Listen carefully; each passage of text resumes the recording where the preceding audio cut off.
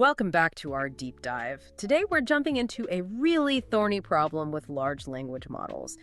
Getting them to reliably generalize complex chain of thought reasoning, especially over really long stretches. Yeah, it's a fundamental barrier, really. If we want these truly universal reasoning models, we need something more. The current transformer architecture just seems to hit a structural limit. Exactly. And that structural limit is precisely what today's source tackles head-on. We're looking at a fascinating paper, the Dragon Hatchling, the missing link between the transformer and models of the brain. It introduces a pretty radical new approach, actually, an architecture called BDH, and crucially, its practical cousin, BDHGPU. So the mission here is to figure out how these researchers at Pathway are trying to bridge this, huge gap. A massive gap, yeah, between our current AI, tensor-based centralized compute and the system we really want to emulate, the brain, which is like this scale-free distributed graph system, totally different structure. So this isn't just parameter tuning. They're proposing a foundational rebuild inspired by biology. That's the idea, and it built it specifically for inherent interpretability and predictable behavior. It's all part of this bigger vision they call Axiomatic AI. Axiomatic AI. Wow, okay. That sounds ambitious. Predicting behavior, bounding risks. How exactly do they claim this graph structure achieves that kind of foreseeability? Is it just about being graph-based? Well, it's more than just being a graph. It's about the nature of the components and their interactions. If the fundamental parts behave predictably, and importantly, localize their function. Localize, meaning one part does one specific thing. Pretty much. Then the whole system should, in theory, be more foreseeable. Think of it like building with really reliable, well-understood bricks, rather than, mystery goo. The goal is to make it structurally almost impossible for the model to go completely off the rails, like the classic paperclip factory scenario. Okay, fascinating. Let's give everyone the quick flyby. What are the absolute key takeaways from this Dragon Hatchling paper? Maybe the top 4 insights. Okay, yeah. So insight 1, architecture synthesis. The BDH model isn't just pulled out of thin air. It's derived mathematically from a model of locally interacting neuron particles, biologically inspired. It basically merges ideas from attention models and these newer state space sequence models into one coherent, scale-free architecture. Got it. Synthesis. What's number 2? Performance parity. This is crucial. It's not just theory.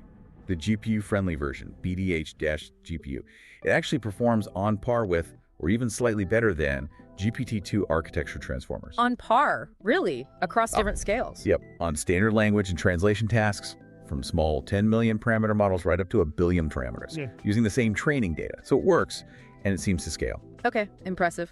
Third insight. The core mechanism, how it actually works.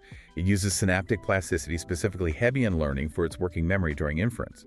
The paper actually shows a formal link, a convergence, between the big attention mechanisms in LLMs and these micro-level graph dynamics you'd expect in the brain. They call this the equations of reasoning. Whoa. Equations of reasoning. Bold claim. Okay, and the fourth key insight?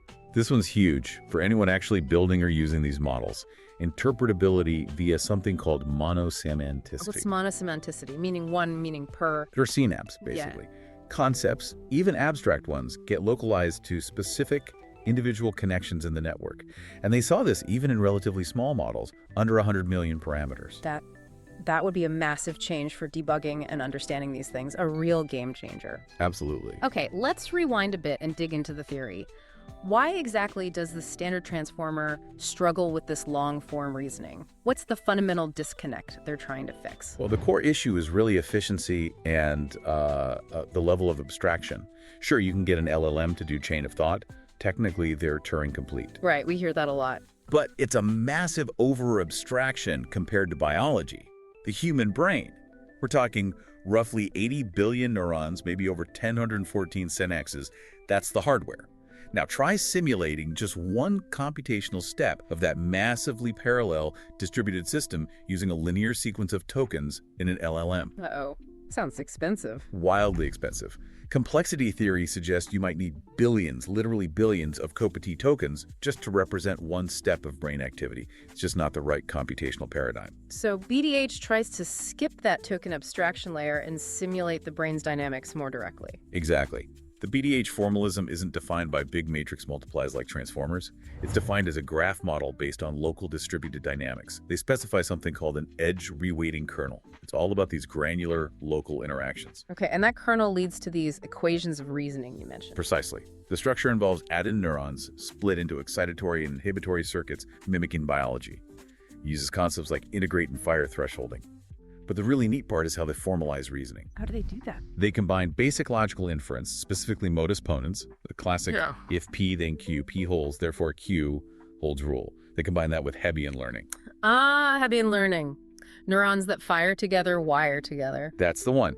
So if you break down their rule, if input fact xi fires, AND, the connection strength sigma ij, implies neuron j, then neuron j's activity aj is affected. That's the modus ponens bit. Okay. And ND, if the output neuron yi and the input neuron xj fire together, the connection between them, sigma ij, gets stronger. That's the Hebbian part. Yi xj implies stronger sigma ij. So the model is literally strengthening connections, building these dynamic logic circuits as it processes information.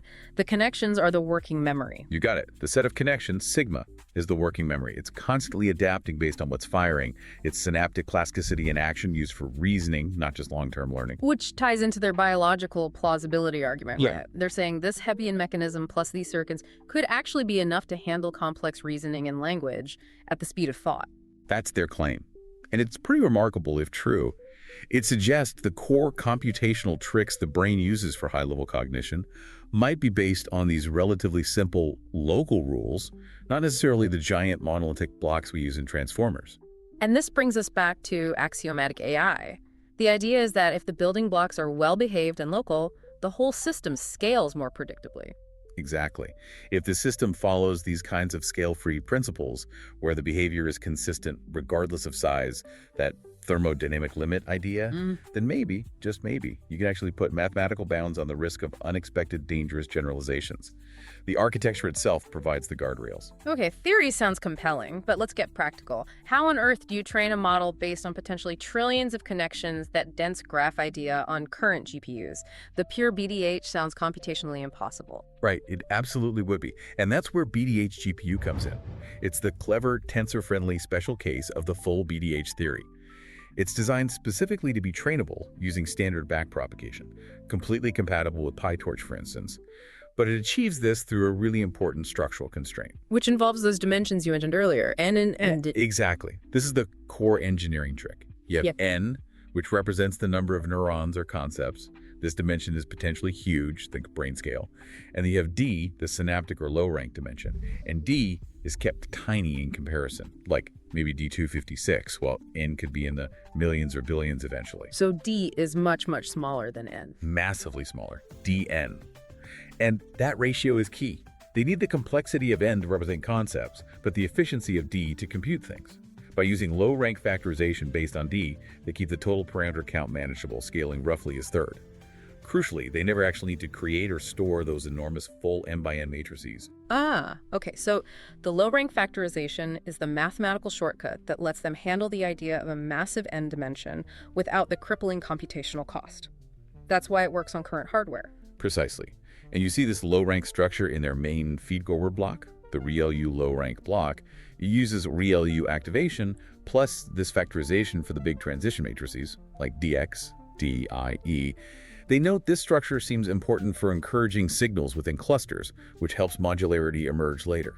Interesting. And what about attention? Transformers live and die by attention. BDHGPU uses linear attention, but it operates in that high-dimensional ink space. What's really different is its recurrent state.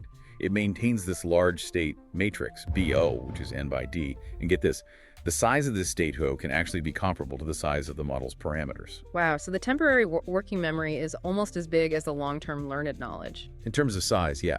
This row state is the model's fast working memory. It's directly analogous to the synaptic state sigma in the theoretical graph model. It acts like an associative memory, sort of like a KV cache in transformers, but much more structured and derived from that graph idea. And you mentioned sparsity earlier. That seems important for efficiency. Very important. The activation vectors inside the model are designed to be non-negative, always zero, or positive. And empirically, they find these activations are highly sparse. Like maybe only 5% of the entries in the internal y vectors are non-zero at any given time. For inference, especially at scale, that sparsity means potentially much lower energy use. Big win. Okay, and one last point on the architecture context windows. Transformers have fixed limits. Right. BDHGPU, being a state space model, doesn't have an inherent fixed context window. It just keeps updating its state row. They do use things like ROPI or alibi, the positional encodings, but primarily as a way to gently dampen the influence of very old information over extremely long sequences, not to define a hard buffer limit. It can theoretically handle infinite sequences. All right, let's pivot to the results. The theory is elegant, the GPU implementation is clever. But does this brain-inspired dragon actually fly? Did it perform well in practice? It did. The empirical results are quite strong, actually. First off, they confirm the scaling laws. BDHGPU doesn't just match. It often improves upon the scaling trends of comparable GPT-style transformer architectures. Improves how? Faster learning. Essentially, yes. It shows better loss reduction per token learned.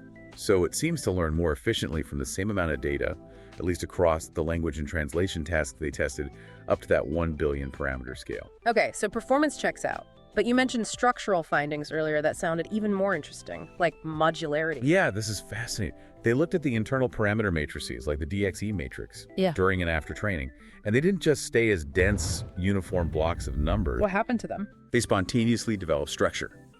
A highly modular, scale-free network structure emerged. You see these heavy-tailed degree distributions, just like you find in real biological networks or efficient communication networks. So the math of the training process itself pushes the model towards a brain-like organization because that structure is just efficient for processing information. It really looks that way. The system seems to self-organize into the most efficient configuration for information flow, and that configuration happens to look like these natural graph systems. Which leads us beautifully back to that interpretability claim, Monosimantic Synapses. If the structure is modular and graph-like, can we actually point to where concepts live? And the answer seems to be yes. This is maybe the most exciting finding for practical AI safety and debugging. They found strong evidence for localization. Instead of a concept being kind of smeared indistinctly across millions of weights, like often happens in transformers, they found specific individual synaptic connections, these sigma-j pairs, that reliably become stronger or more active only when the model is processing a particular abstract concept. You have to give us the currency example they used. Right, the currency synapse. They pinpointed one specific synapse in the network, and this synapse lit up consistently whenever the model encountered information about currency. And crucially, it didn't matter what language the input was in. It fired for the French phrase livre sterling, and it fired for the English British pound.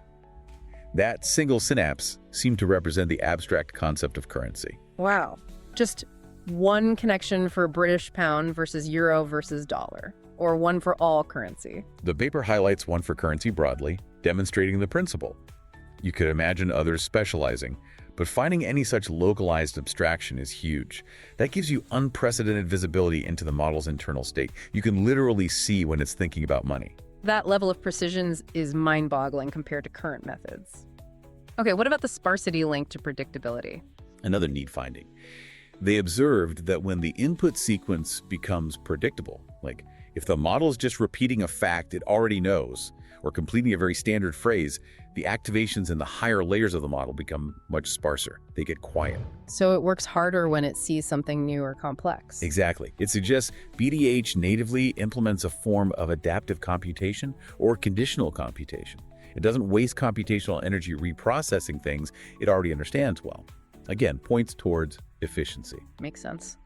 And one last empirical point model merging. You mentioned they could stick models together. Yeah, this was a cool demonstration of the benefits of that large, homogeneous tan dimension. They trained two separate BDH models, one for English to French translation, another for English to Portuguese, using totally separate metasets. Okay, two specialists. Then, they literally just took the parameters related to the end dimension from both models and concatenated them, creating a single, larger model with a two-end neuron dimension. Just bolted them together, and it worked. Pretty much. The resulting combined model could handle both translation tasks. Apparently, it needed just a tiny bit of fine-tuning, mainly to stop it confusing French and Portuguese sometimes, which seems reasonable. But the fact that you can perform that kind of direct model surgery is a powerful validation of the architecture structure. Okay, let's wrap this up. This is clearly a really dense and potentially transformative piece of work. What are the big takeaways for people actually building and researching AI models day to day? Well, on the pure engineering side, BDHGPU offers some potential advantages. It gets rid of some architectural awkwardness in transformers, especially around handling long contexts. Its potentially higher flop utilization and focus on local computation could help ease the memory bandwidth bottleneck, which is a huge pain point for scaling inference. And the interpretability. That's a massive practical benefit. If you can actually pinpoint failures or biases down to specific neuron pairs or synapses, debugging and iterating on models could become drastically faster and more reliable. Direct explainability is a huge draw. And for the research community, what's the bigger picture here? I think this work really shifts the focus. It suggests that maybe a lot of the complex structure we see in the brain, the modularity, the scale-free networks, didn't necessarily arise only from eons of slow evolutionary learning dynamics. Maybe that structure is actually necessary just for performing efficient reasoning in the short term, on the timescale of seconds or minutes. This Hebbian plasticity mechanism, combined with the graph structure, seems sufficient for transformer-level reasoning right now. So the emphasis moves from long-term learning mechanisms to short-term inference dynamics. Kind of. This paper provides a powerful local graph dynamic, that edge reweighting kernel, that seems sufficient for impressive performance. It suggests the way information is manipulated moment to moment might be the primary driver, and long-term weight storage is perhaps built on top of that. Okay, which leads us nicely to a final thought for everyone listening to mull over. Yeah, if this paper gives us a candidate for an optimal inference kernel, a local rule for processing information effectively over short timescales, then the really profound next question is, what would the optimal local graph kernel look like for efficiently routing the gradients needed for learning, but over progressively longer timescales? Yeah. How does the brain bootstrap from fast reasoning to slow learning using local rules? That feels like the path towards truly general brain-like learning, doesn't it? Solving that gradient flow problem on this kind of architecture. Exactly. It's a huge open question. Yeah. But if you want to dive into the nuts and bolts of this current work, the Pathway researchers have put out a technical blog and code listings. Definitely worth checking out if this has piqued your interest. You can see the factorization details, the empirical charts, really get a feel for it. Absolutely. Fantastic. Well, thanks for walking us through the Dragon Hatchling. A lot to think about there. We'll see you all next time for another deep dive.